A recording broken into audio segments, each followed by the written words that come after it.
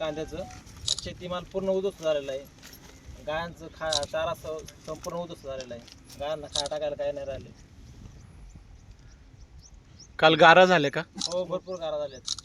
गारा एक 15 ते 20 मिनिटं गारा झाल्या, पण त्या गारांनी इतकं पूर्ण म्हणजे भुईसपाट रानं करून टाकली. काहीच कांद्यांमध्ये काही राहिले नाही. माझी स्वतःची वखार तर पूर्ण जमीन दोस्त झालेली. आणि जो अर्ध्या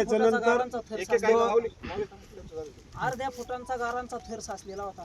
जो 2 तास गारा विगरल्या नव्हत्या इथपर्यंत गारा. आणि कांद्याला जे 3-3 फूट पाठी माजलेल्या होत्या त्याच्या फक्त 4-4 इंचाच्या पाठी राहिलेल्या आहेत साहेब.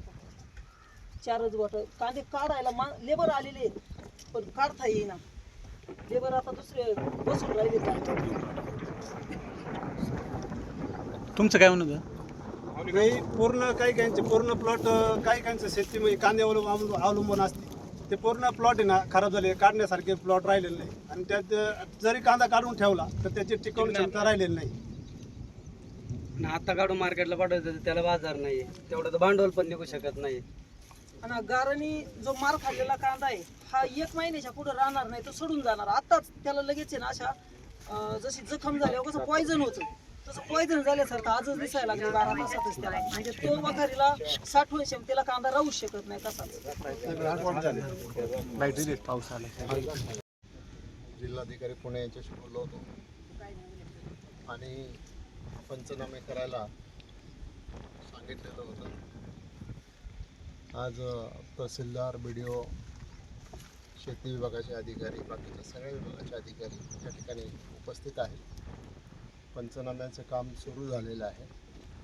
नुकसान भरपाईचा अंदाज घेतील आणि त्याच्यामधून मग जिल्हाधिकारी कमिशनरच्या माध्यमातून राज्य सरकारकडे प्रस्ताव जाईल आणि त्याच्यामधून मग शेतकऱ्यांना जी काही शासन ठरवेल त्याप्रमाणे त्याच्यामध्ये नुकसान भरपाई मिळवण्याचा आमचा प्रयत्न राहणार आहे.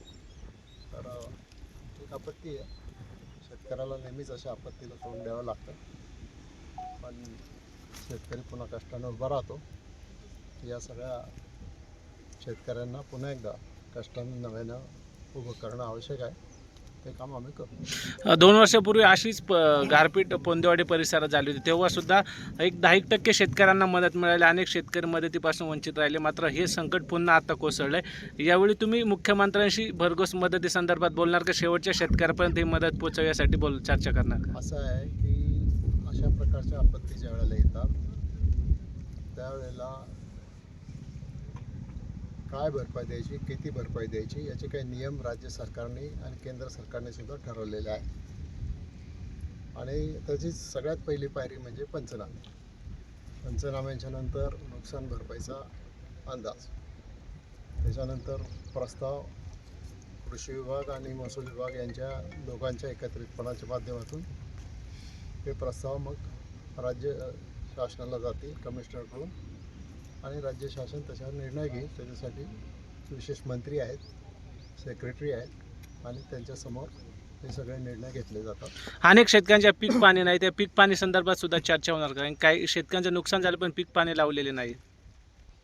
ठीक आहे ना, आता असं आहे की सगळे शासकीय अधिकारी आहेत, त्यांना या सगळ्या गोष्टी माहिती आहेत, तर त्याच्यातून मार्ग काढतील.